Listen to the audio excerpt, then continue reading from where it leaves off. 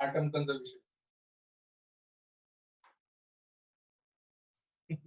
कब से लिखी हुई थी? काफी टाइम पहले मैं रिकॉर्ड कर रहा था कुछ लेक्चर्स बच्चों के लिए, तब से। ठीक है, तो पीओसी लिख लिया था आप सब लोगों ने, है ना? सारी डिटेल्स लिखी थी पीओसी की। ठीक है, चलो तो अपन उसको समझ लेते हैं। उसके नीचे क्या लिखना है आप लोगों को? What you to write is we focus on atom and conserve it in that reaction. यहां तक लिखा था सबने? We focus on atom and conserve that in the reaction, यहां तक लिख लिया था? ठीक है, उसके नीचे क्या लिखना है देखो, write down. Consider the decomposition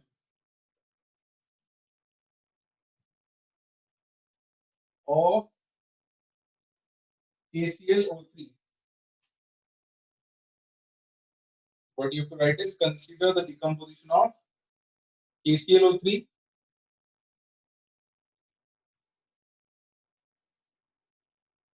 उसका रिएक्शन कैसा होगा?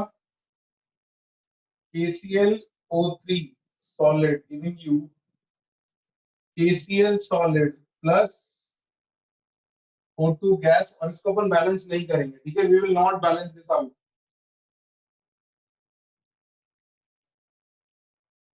हाँ बेटा, उसका आंसर बी और सी था, ठीक है? उसका आंसर बी और सी था। हम अब क्या देखना चाह रहे हैं, what do we want to learn is कि अगर मान लो मैं किसी कारण से इस रिएक्शन को बैलेंस नहीं कर सकता, let's say for any reason we can't balance this reaction, तो उस केस में हम इसको मोल मोल एनालिसिस या चीजों के बीच में रिलेशन कैसे लेके आएंगे, ये हम सीखना चाहते हैं। ठीक है, कब बैलेंस नहीं कर पाएंगे? कभी कभी हमको ऐसी रिएक्शन दी जाएगी जहां हमको रिएजेंट्स सारे नहीं दिए होंगे या प्रोडक्ट सारे नहीं दिए होंगे, तो वो हम देखेंगे कि उस केस में क्या करना होता है। तो पहले एक ऐसे एग्जांपल से काम करते हैं जो हमने बैलेंस करके किया था, जस्ट टू प्रूव कि बिना बैलेंसिंग के भी हम उसी प्रोडक्ट पहुंचेंगे जिसपे हम बैलेंसिंग से गए थे। जिसे हम पहले प्रूव कर लें कि बिना बैलेंसिंग के भी वही काम होगा। एक बार वो प्रूव कर लेंगे तो फिर हम इसको एक्चुअल अप्लाई करके देखेंगे, ठीक है? बढ़े आगे। चलो, तो इसको पीओसी करना कैसे है? देखो, मान लो मेरे को बैलेंस करनी नहीं आती रिएक्शन, या मुझे किसी कारण से बैलेंसिंग नहीं हो पा रही, तो एटम कंजर्वेशन क्या कहता है? अकॉर्डिंग टू एटम कंजर्वेशन हम ये कह सकते हैं, अच्छा एक छोटा हो गया थोड़ा तुम लोगों के लिए, एटम कंजर्वेशन हम लोग ये कह सकते हैं कि atoms of K on left hand side should be equal to atoms of K on right hand side होंगे। atoms of K left hand side पे और atoms of K right hand side पे इक्वल होंगे, है ना? बिना balancing के। अच्छा, K के एटम्स लेफ्ट हैंड साइड पे कहां से आएंगे बच्चों? KClO3 से।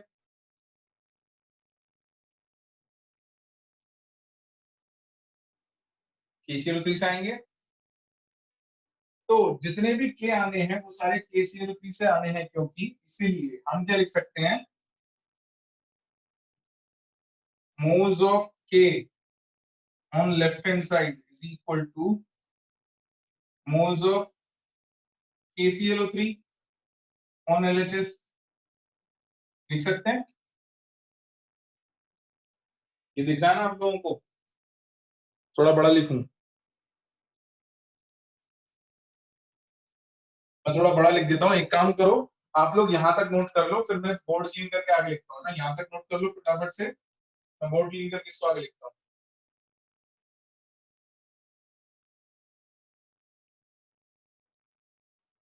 atoms of K on NHS is equals to atoms of K on RHS। यहाँ तक लिख लो। लिख लिया सबने? ठीक है, अब देखो इसका यूज हम कैसे कर सकते हैं। इस बात को मान लेके चलते हैं कि हमने लिखा था atoms of K on LHS is equals to atoms of K on RHS। यहां से शुरू करेंगे। atoms of K on left hand side is equal to atoms of के ऑन राइट हैंड साइड। किसी भी रिएक्शन में जब आप बैलेंस नहीं कर पाओ तो ये तो लिख सकते हैं। अब moles of K on LHS is equal to moles of K on RHS लिखेंगे हम लोग। और यहां हमको पता है कि जो भी K है वो कहां से आ रहा है, KClO3 से।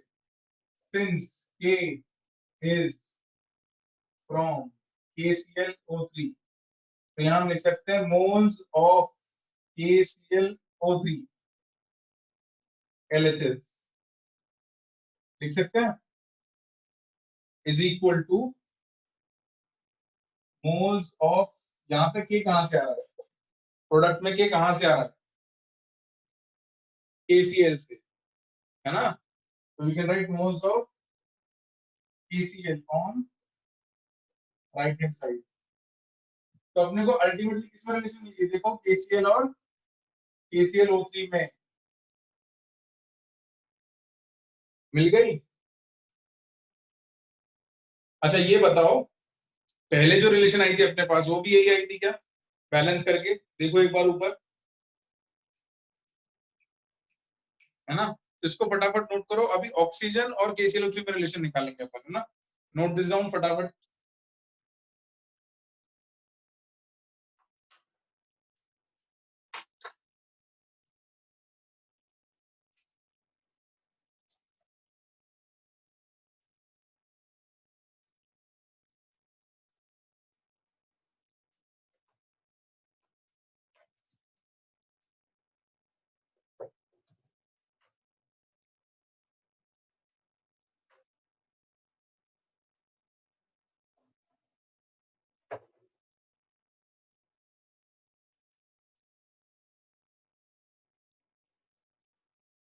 और जब नोट करना तो मेरे को बता देना कि सर नोट कर लिया।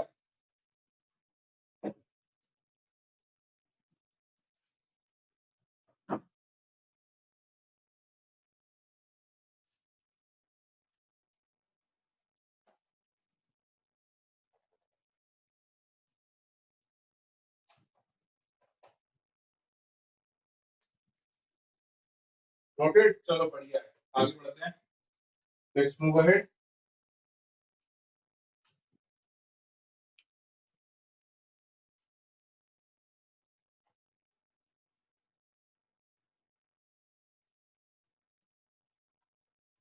तो अब इसके बाद हम क्या कर सकते हैं कि सेम चीज अब अपन ऑक्सीजन के एटम पे करते हैं। देखो अब अपन पोटेशियम हटाएंगे और यही चीज अपन ऑक्सीजन पे करेंगे, और फिर इसके बाद मैं कुछ एग्जांपल दूंगा जिसमें अपने को बैलेंसिंग पॉसिबल नहीं होगी, ठीक है। तो atoms of oxygen on left hand side should be equal two atoms of oxygen on right hand side. किसकी मदद से कह रहे हैं हम, using principle of atom conservation, using principle of atom conservation, ठीक है। अब ऑक्सीजन लेफ्ट हैंड साइड में कहां से आएंगे, KClO3 से।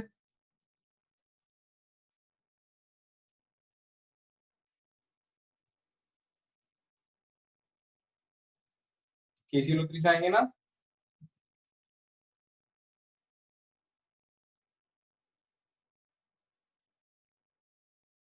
तो ये बताओ, एक KClO3 से कितने ऑक्सीजन आएंगे, कितने ऑक्सीजन आएंगे, 3, है ना।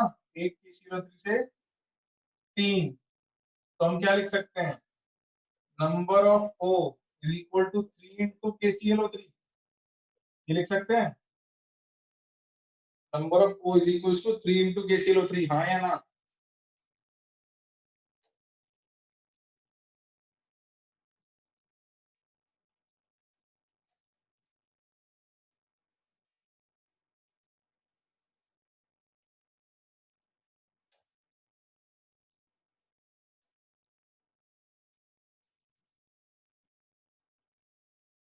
तो अब बस इसका यूज कर लेते हैं, मैं समझा रहा हूँ, है ना। मैं आई एक्सप्लेन दिस अगेन। क्या करेंगे हम, what will do here is, मुझे यहाँ लिखना है moles of oxygen on left hand side is equal to moles of oxygen on right hand side, इतना तो लिख सकते हैं, इसमें तो दिक्कत नहीं किसी को। हाँ, अब इसमें क्या करना है अपने को, एक KClO3 से 3 ऑक्सीजन आते हैं, दिख रहा है, यहाँ लिख देता हूँ नीचे, एक KClO3 से 3 ऑक्सीजन है, तो एक से 3 ऑक्सीजन है, तो जितना भी KClO3 का नंबर होगा उसको इंटू 3 कर दूंगा तो ये आ जाएगा, आएगा। हाँ, तो बस क्या करूंगा मैं, मोल्स ऑफ ऑक्सीजन की जगह लिखूंगा 3 इंटू मोल्स ऑफ KClO3। ये बात समझ आई, क्योंकि KCl अगर एक होगा तो ऑक्सीजन 3 होगा, तो KCl जितना भी है उसका 3 गुना मेरे को लिखना पड़ेगा ऑक्सीजन की जगह। ठीक है, इसी तरीके से यहाँ पे लिखेंगे, एक O2 से कितने ऑक्सीजन आते हैं, 2, तो इसको किससे मल्टीप्लाई करना होगा मेरे को, इनटू 2, है ना। तो यहाँ पे क्या लिखूंगा मैं, 2 इंटू मोल्स ऑफ O2, यही लिखूंगा। अब इसको जब रीअरेंज करके देखो, ये तो रिलेशन आ गई अपनी, है ना, बिना बैलेंस करे आई है रिलेशन, अपन ने रिएक्शन बैलेंस नहीं की थी। और ओरिजिनल इक्वेशन देखोगे तो अपन ने लिखा था moles of KClO3 upon 2 is equal to moles of O2 by 3, लिखा था या नहीं बच्चों, यही लिखा था ना बैलेंस करके। तो बिना बैलेंसिंग के भी वही आ गया जो बैलेंस करके आ रहा था, है ना। फिर इसको नोट करो, अभी मैं इसको ऐसे एग्जांपल बताऊंगा जिसको अपन सॉल्व नहीं कर सकते, मतलब बैलेंस नहीं कर सकते। I will explain this on an example which can not be balanced. Okay, लिखो इसको, मैं समझाता हूं अभी, और राइट दिस डाउन।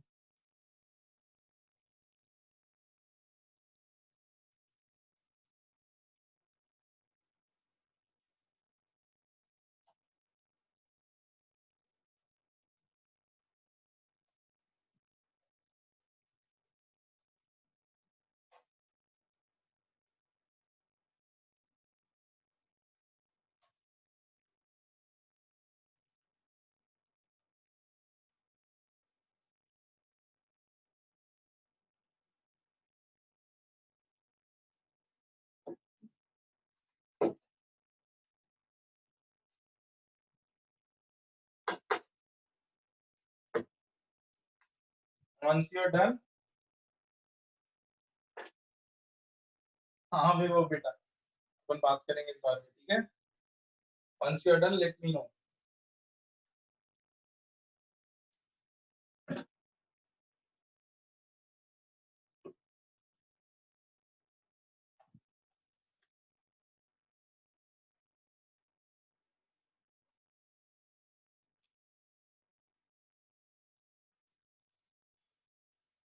लिख लिया सबने,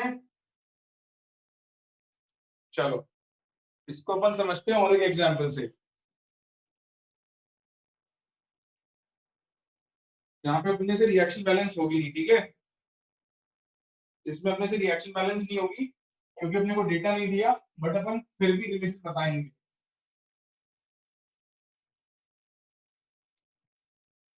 तो मैं क्वेश्चन डिक्टेट कर रहा हूँ, वो लिखो। बिना बैलेंस करे रिएक्शन को अपन करेंगे कि जहां यहाँ अपने से बैलेंस नहीं फिर भी करेंगे। लिखो क्वेश्चन बेटा, 27.6 ग्राम K2CO3, 27.6 grams K2CO3 was treated by a series of reagents, was treated by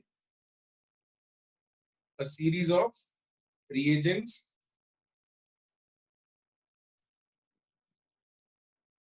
लिखा,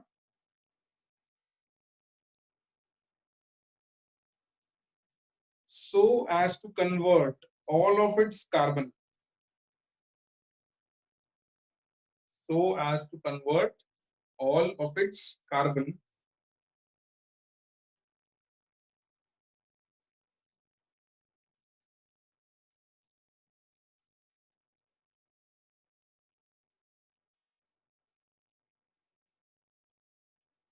so as to convert all of its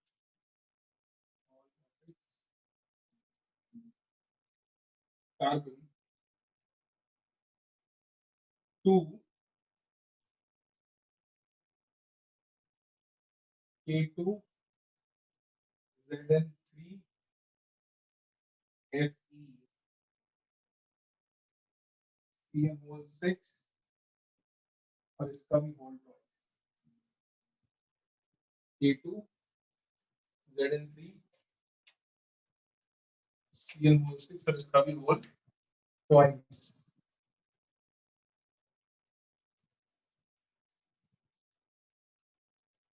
नहीं बेटा मॉड्यूल का क्वेश्चन नहीं है ये, ठीक है, this is not a question from module.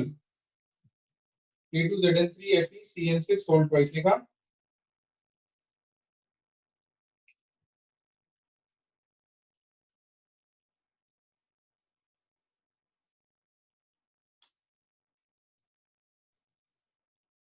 ठीक है, उसमें लिखो then find number 1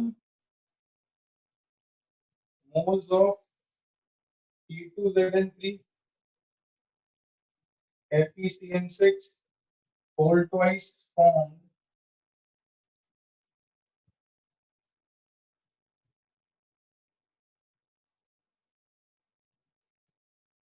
moles of K2Zn3 FeCN6 whole twice formed। और सेकंड चीज जो आपको निकालनी है वो है mass of K2Zn3 FeCN6 whole twice formed। चीजों के मास आपको दे रखे हैं, पोटेशियम का मास है 39, ये चलो आपको टोटल मास दे देता हूँ। इस कंपाउंड का जो मोलर मास है, molar mass of K2Zn3 FeCN6 whole twice is 698 grams। ये आपको क्वेश्चन में दिया हुआ है, द मास इज 698 grams। दिख रहा है बच्चों? Cn क्या है? साइनाइड, ये अपन पढ़ेंगे, इसको फटाफट क्वेश्चन को लिखो, फिर अपन देखते हैं इसको सॉल्व कैसे करना है। ये एग्जांपल मैं आपको करके बताऊंगा, है ना।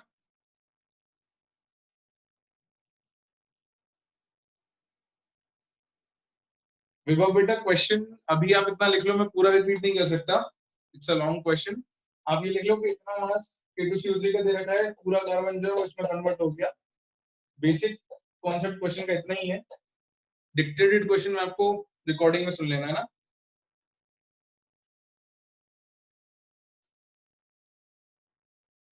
लिख लिया सबने? चलो तो अब अपन इसको सॉल्व कर लेते हैं। Let's solve this question. मैं क्वेश्चन रैप कर रहा हूँ, ठीक है। अब इसके अंदर दिक्कत क्या है बच्चों, कि अपने को रिएजेंट नहीं चाहिए, है ना। हमको सिर्फ ये बोला है कि K2CO3 जो था उसको कुछ रिएक्शन के स्टेप्स कराए, अलग अलग कितने स्टेप कराए हमको नहीं पता।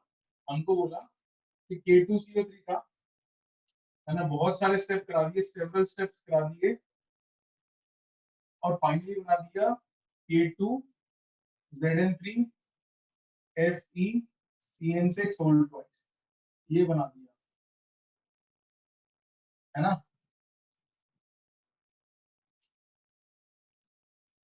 कॉस्टो बेटा साइनाइड पॉइजनस होता है, ये वाला साइनाइड नहीं, लेकिन ठीक है, that is a different cyanide, it's a compound of cyanide. ये दिख रहा है लिखा हुआ, K2CO3 से ये बना दिया, और बहुत सारे स्टेप्स थे। अब दिक्कत इसमें ये है कि हमको क्या रिएक्शन हुई ये नहीं पता, ना उन्होंने बताई है ना हमको आती है। सिर्फ ये बोला कि जितना भी कार्बन यहाँ था, all of carbon from this place has gone to this compound। बाकी चीजें क्या नहीं, कितने वाले कोई खबर नहीं है, यही बोला था। तो अब हम किसके एटम कंजर्व कर सकते हैं बच्चों, ये बताओ किसके एटम कंजर्व कर सकते हैं? कार्बन। तो यूजिंग पीओएसी हम लिख सकते हैं moles of carbon on left hand side is equal to moles of carbon on right hand side. लिख सकते हैं, लिख सकते हैं। ओके। अब इसमें ये बताओ एक K2CO3 में कितने कार्बन है? एक K2CO3 में कितने कार्बन है? एक। एक कार्बन। तो क्या लिख दूं? देयरफॉर मोल्स ऑफ कार्बन की जगह मोल्स ऑफ K2CO3 लिख सकते हैं, किसी चीज से मल्टीप्लाई करने की जरूरत नहीं है ना? लिख सकते हैं। जितने से मल्टीप्लाई करते थे उतने को मल्टीप्लाई करके लिखते थे, या वन से मल्टीप्लिकेशन है तो वन से मल्टीप्लाई करके लिख दिया। अच्छा दूसरी साइड, एक K2ZN3 FeCN6 का होल ट्वाइस में कितने कार्बन है बेटा? How many carbon? How many carbon कितने हैं? 12 है ना? 6 इंटू 2 है ना, इसका होल ट्वाइस है तो 6 ऑफ दिस इंटू 2, कितने कार्बन है? 12। तो कितने से मल्टीप्लाई करना पड़ेगा? कितने से मल्टीप्लाई करना पड़ेगा जल्दी बताओ? इंटू 12। तो दिस इज इंटू 12। तो यहाँ क्या लिख दूं मैं? 12 इंटू मोल्स ऑफ कंपाउंड लिख रहा हूं मैं, ठीक है, शॉर्ट में मोल्स ऑफ कंपाउंड लिख रहा हूं। Alright, moles of compound. ये आ गई अपने पास रिलेशन मोल्स ऑफ K2CO3 और मोल्स ऑफ कंपाउंड के अंदर अपने पास ये रिलेशन आ गई। आई या नहीं आई बच्चों? आ गई। बस अब अपने को क्या दे रखा था? तो अपने पास रिलेशन आ गई moles of K2CO3 is equal to 12 into moles of compound. अच्छा मोल्स ऑफ K2CO3 के लिए अपने पास क्या है? मास कितना है? Mass upon molar mass. कितना है मास बेटा K2CO3 का? कितना दिया है क्वेश्चन में? 27.6। Very good, 27.6 upon molar mass कितना है K2CO3 का? मोलर मास K2CO3 का कितना आएगा? Molar mass 138। K2CO3 का बेटा, K2CO3 का, कंपाउंड का नहीं, 138। वेरी गुड, ठीक है, 138 आएगा। ये आपको कैलकुलेट करना पड़ेगा K2CO3। तो ये 39 इंटू 2 कितना होता है? 78 प्लस 12 प्लस 48, ठीक है। ये करना पड़ेगा आपको 138 लाने के लिए। समझ में आ रही बात सबको? ठीक है। This is equal to 12 into moles of compound. तो फर्स्ट पार्ट का आंसर तो बेटा इससे आ जाएगा। निकालो जरा कितना आता है, रेशो में ही निकाल दो। 27.6 अपॉन क्या हो जाएगा ये बता दो।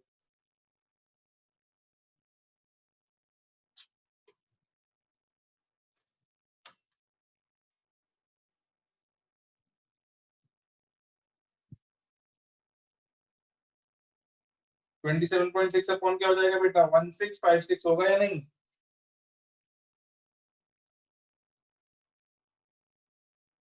Moles of compound is 27.6 upon 1656। ये आएगा, यही आएगा। ठीक है, लास्ट पार्ट मास पूछा था। मास,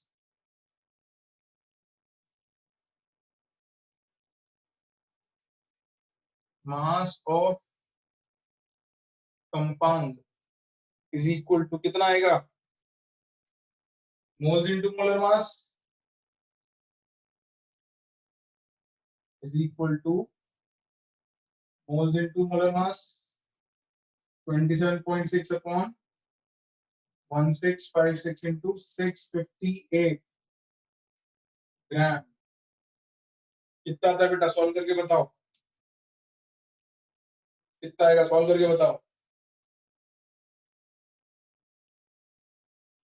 गुड आसिम, वैभव, आज भी तुम लोग के नाम कम देख पा रहा हूँ। कौस्तुभ, कैलकुलेशन में थोड़ी गड़बड़ है, चेक करो। मोहित सही है, पार्थ ठीक है, विधान मल्टीप्लाई करके बताओ कितना है। आज तुम लोगों के नाम कम ले पाए ना, आज थोड़ा कैलकुलेशन मिस्टेक है। देखो अगर कैलकुलेशन मिस्टेक है 11 पॉइंट समथिंग आना चाहिए बच्चों, 11 point something. This will come out to be 11.6 gram, 11.6 gram किया। अच्छा समझ में आया सबको। और एक बहुत कॉम्प्लेक्स ही प्रॉब्लम को पीओएसी से हमने सिंपल कर दिया, किया ना। तो हमको पता ही नहीं है रिएक्शन क्या है, हमको ये भी नहीं पता बैलेंस कैसे करनी है, लेकिन अगर हमको पता है कि कौन से एटम कंजर्व करने हैं तो हम बता सकते हैं, है ना। बिल्कुल ठीक है। कार्बन एटम ही क्यों लिया यार बेटा, क्वेश्चन में बोला था ना कि कार्बन एटम सारे गए हैं। क्वेश्चन में बोला था हमको कि कार्बन के सारे एटम उधर चले गए, बोला था या नहीं।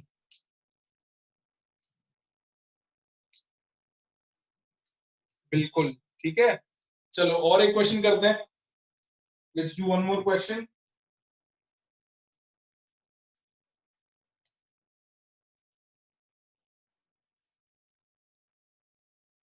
एक और क्वेश्चन करें। हाँ चलो ये नोट कर लो तुम लोग, तब तक मैं एक और क्वेश्चन निकालता हूँ तुम लोगों के लिए। फटाफट से नोट कर लो बच्चों, वंस इट इज डन मुझे बता देना।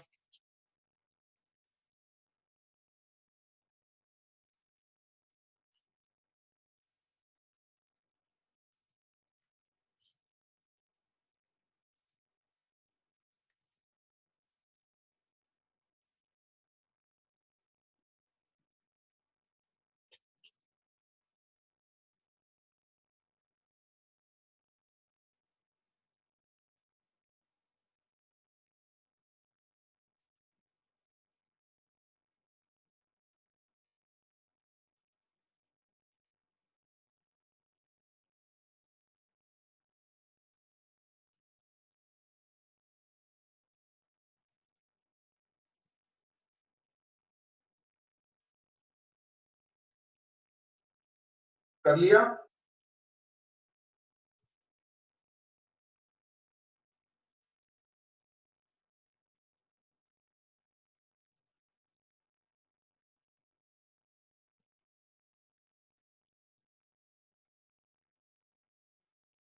चलो तो और एक क्वेश्चन करते हैं, लिखो बेटा question, write down the question.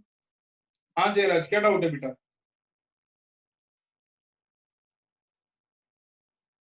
1656 कैसे आया। अरे ये 12 को यहाँ ले जाओ, मल्टीप्लाई कर दो, 12 इंटू 138। ठीक है। हाँ मोलर मास 698 गिवन था आपको, ठीक है क्वेश्चन में। बढ़े आगे।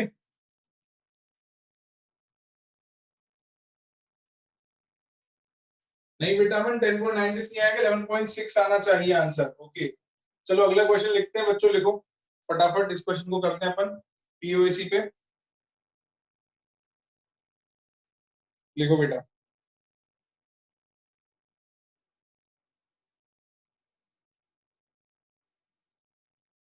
Find out the moles of, find out the moles of P4O6 and P4O10।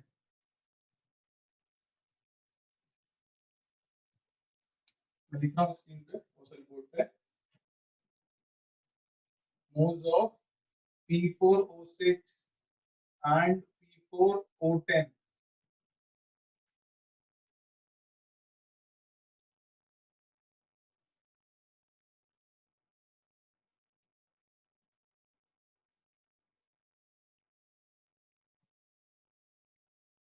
कोई बात नहीं, जरा जो 698 लेना था, ठीक है वो मैंने गलती से लिख दिया था।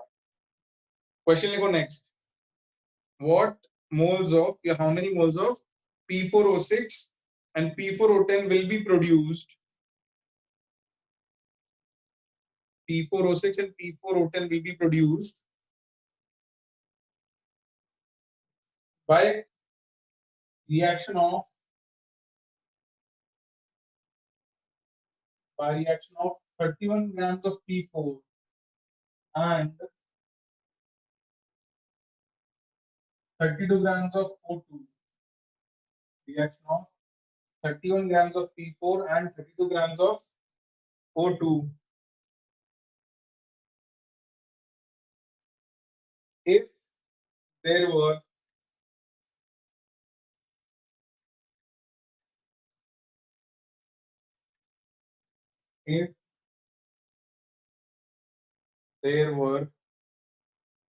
what will like 31 grams of P4 and 32 grams of O2, if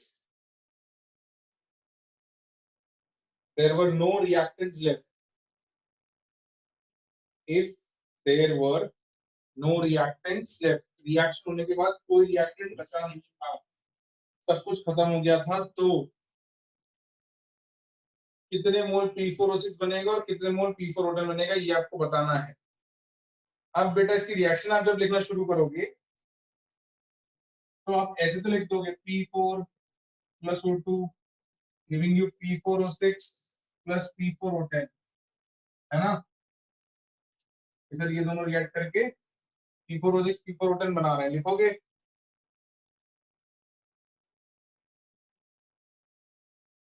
लिखोगे ना। अब होगा क्या कि आपको ये देख के लगेगा कि इसको बैलेंस कर सकते हो आप, है ना। इसको देख के आपको लगेगा इसको तो सर बैलेंस कर सकते हैं, कर सकते हैं या नहीं कर सकते। अगर आप इसको बैलेंस करने जाते हो तो आपने इसमें एक अजम्पशन ले लिया जो सही नहीं है, ठीक है। इसको क्यों नहीं बैलेंस कर सकते हैं बताता हूँ। हो क्या रहा है कि P4 और O2 मिलके ये बना रहा है, लेकिन 1:1 रेशियो में नहीं है, ठीक है। देखो अगर तुम यहाँ बैलेंस करते हो तो तुम ये मान रहे हो कि ये 1:1 में बन रहे हैं, बट ये किस रेशियो में बन रहा है हमको तो पता ही नहीं ना बेटा। उसने बोला P4O6 बन रहा है और P4O10 बन रहा है, बट किस रेशियो में बन रहा है ये नहीं पता। ये बात समझ आती है। तो ये बेसिकली एक दो अलग अलग रिएक्शन टाइप हो गई। एक रिएक्शन सर ऐसी चल रही है P4O6 और दूसरी रिएक्शन ऐसी चल रही है P4 plus O2 giving you P4O10, ठीक है। लेकिन अब सर इसमें पता ही नहीं ना कि यहाँ कितना P4 लग रहा है और यहाँ कितना लग रहा है, यहाँ कितना O2 लग रहा है, यहाँ कितना लग रहा है, बैलेंस ही नहीं कर सकते अपन। बैलेंस करने के लिए हमको रेशियोज पता होना जरूरी है, ये बात समझ आती है। मुझे इधर सुन तो लो, अभी टॉपिक खत्म नहीं किया है मैंने। हाँ अगर रेशियो होता तो बैलेंस कर देते। देखो अगर वो बोलता हमको कि P4 और O2 रिएक्ट करके P4O6 और P4O10 बनाते हैं 1:1 रेशियो में, वो कह देता कि 1:1 रेशियो है, तो हम इसको फिर बैलेंस कर देते कि ये एक और ये एक है, अब इसको बैलेंस कर, ठीक है। अगर रेशियो ही नहीं पता ये किसी रेशियो में बन रहा है ये किसी में, अभी तुमने 1:1 से बैलेंस कर दी, मान लो रेशियो 2 और 3 हो गया तो बैलेंसिंग अलग हो जाएगी, है ना। अगर यहाँ 2 और 4 हो गया तो बैलेंसिंग अलग हो जाएगी। समझ आती है बात सबको। तो बस अब अपने को क्योंकि पता नहीं है कि इसके आगे क्या नंबर लगने हैं, क्योंकि रिएक्शन किस रेशियो में हो रहा है ये नहीं बोला है। उसने बोला मिक्सचर बन रहा है, मिक्सचर का रेशियो फिक्स नहीं होता है। तो ऐसा जब भी बोला जाएगा क्वेश्चन में हम बैलेंस नहीं कर पाएंगे तो हम क्या करेंगे। देखो हमको क्या पता है, अब देखो इसको ध्यान से सुनना बच्चे। गिवन क्या है हर सवाल में लिखा करो, गिवन क्या है। ये है 31 ग्राम और ये है 32 ग्राम, यही है, ठीक है। गीत ध्यान से सुन लो।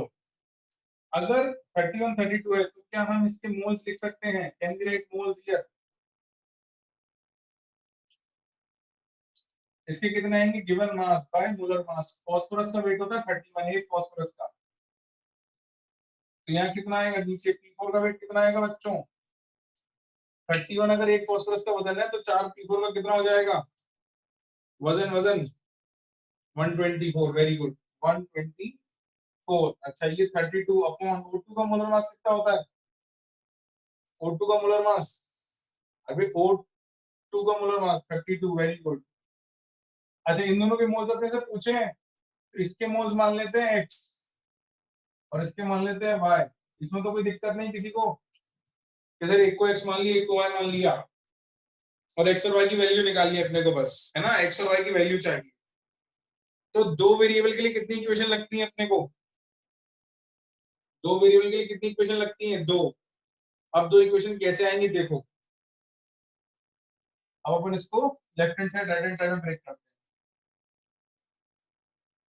हैं। मोल्स ऑफ P4 अपने पास है 1/4, है ना। ध्यान से सुनना बच्चों, मोल्स ऑफ P4 1/4 है या नहीं?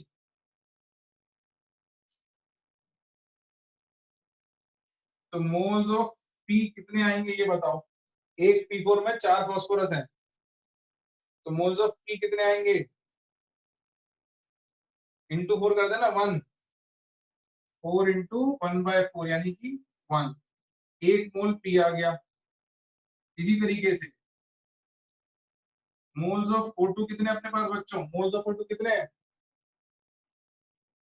1। तो यहां से मोल्स ऑफ O कितने आएंगे? ऑक्सीजन एटम के मोल कितने आएंगे? दो। दिख तो रहा है ना यहाँ तक सबको? ठीक है चलो। अब अपने पास दो चीज, इधर के एटम तो आ गए, फास्फोरस कितने हैं और ऑक्सीजन कितने हैं, इसमें तो कोई दिक्कत नहीं है। अब रिएक्शन बैलेंस नहीं कर सकते तो पीओएसी लगाना है ना। अब अपन ये पीओएसी इस तरफ लगा देते हैं। मोल्स ऑफ पी कैसे आया बेटा, ये बताओ। इधर इधर जी। P4 में कितने फास्फोरस हैं? जी जल्दी, P4 में कितने फास्फोरस हैं? 4। एक P4 में अगर 4 फास्फोरस हैं तो 1/4 P4 में कितने होंगे? एक। बस यही तो किया है मैंने। अगर P4 1/4 है तो फास्फोरस कितना आएगा? ठीक है, ये जल्दी रिप्लाई कर। ठीक है कि नहीं है? आगे बढ़ू फिर मैं। हाँ चलो। अब देखो, यहां से हम क्या कह सकते हैं, ये एक्स मोल P4O6 का था और वाई मोल किसका था? P4O10 का, है ना।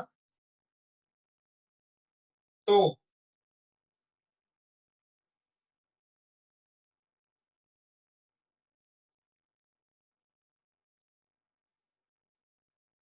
मोल्स ऑफ फास्फोरस अगर मेरे को लिखने हो तो कितने होंगे बच्चों, कोई बता सकता है? कहाँ कहाँ से आएगा फास्फोरस, पहले तो ये बताओ।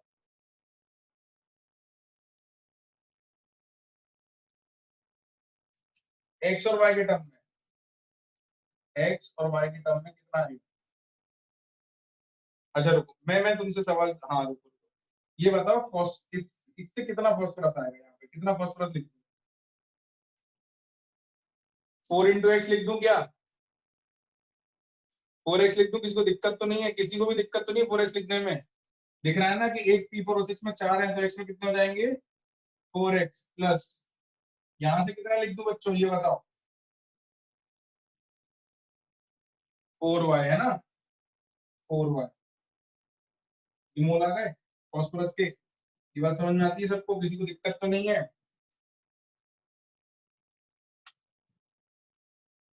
Very good. अब इसी तरीके से तुम मेरे को बताओ, ऑक्सीजन के मोल यहाँ से कितने लिखूं?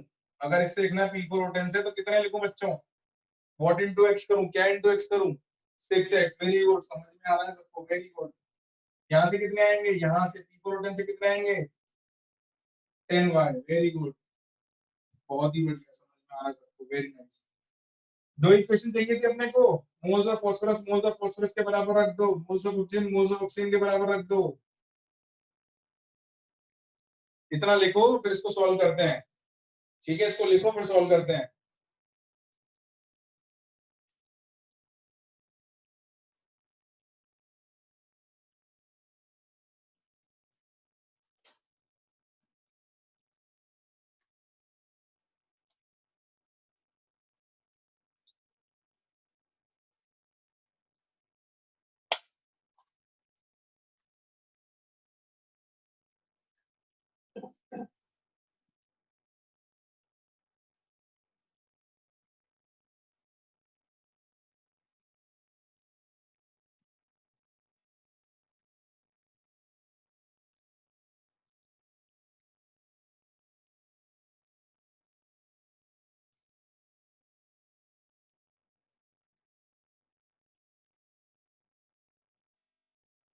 लिख लिया सबने?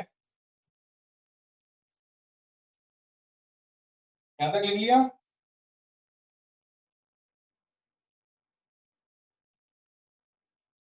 चलो अब इसको सॉल्व कर लेते हैं अपन। Solve this. अपने पास दो इक्वेशन आ गई। एक इक्वेशन आई 1 इज इक्वल्स टू 4x प्लस 4y। दूसरी इक्वेशन आई 2 इज इक्वल्स टू 6x प्लस 10y। ये इक्वेशन 1, ये इक्वेशन 2। नीचे का रख कर दो बेटा। चलो कुछ लोगों ने आंसर दे दिया है, इसको सॉल्व करते हैं अपन, है ना? Okay let's move ahead with this. क्या करें? इक्वेशन 1 2 में से किसको डाल दें अपन? एक काम करते हैं,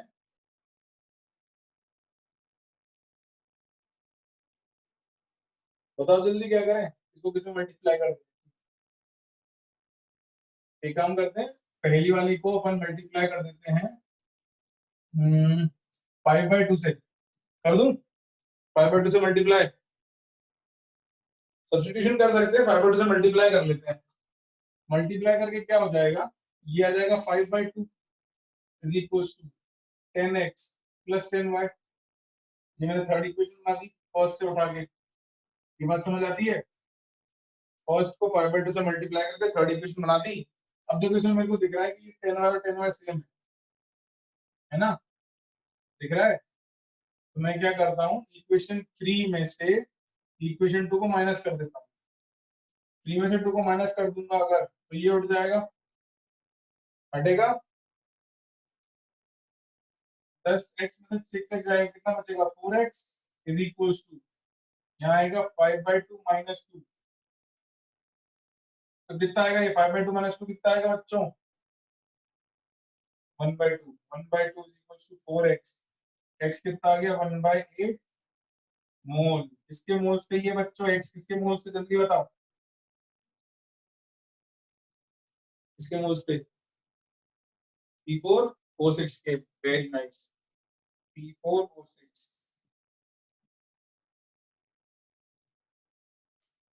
एक बार x आ गया तो यूजिंग इक्वेशन 1 कर देते हैं। 1 is equals to 4 into 1/8 plus 4y। तो 1 is equals to 1/2 plus 4y। y कितना आएगा? y कितना आएगा? 1/8। हाँ, y will also come out to be 1/8 मोल। तो अब हम कह सकते हैं कि 1:1 रेशियो है ना, x और y 1:1 आ गए तो सेम रेशियो है 1:1। ठीक है, अब हम कह सकते हैं। ठीक है, समझ में आई बात सबको? तो आज हम थोड़ा ज्यादा कर लेते अगर थोड़ा सेटअप में गड़बड़ नहीं हुई होती, बट कोई बात नहीं, आज इस तरीके से ही सही,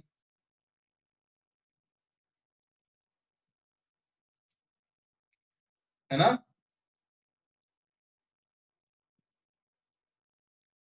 हाँ, जो हुआ अच्छा हुआ, ये बात तो है। चलो, we'll try to get our original setup back. उसमें क्या होता है कि अपन ज्यादा चीजें कर पाते हैं, ज्यादा लिख पाते हैं, कलर होते हैं अपने पास, हाइलाइट्स होते हैं, इसमें थोड़ी फ्लेक्सिबिलिटी कम होती है। ठीक है, हाँ मजा तो आया बच्चों। नहीं नहीं, बिल्कुल आप लोगों के रिस्पॉन्सेज बहुत अच्छे आए, मुझे अच्छा लगा जिस तरीके से आप लोगों ने किया। इसको नोट कर लिया ना सबने?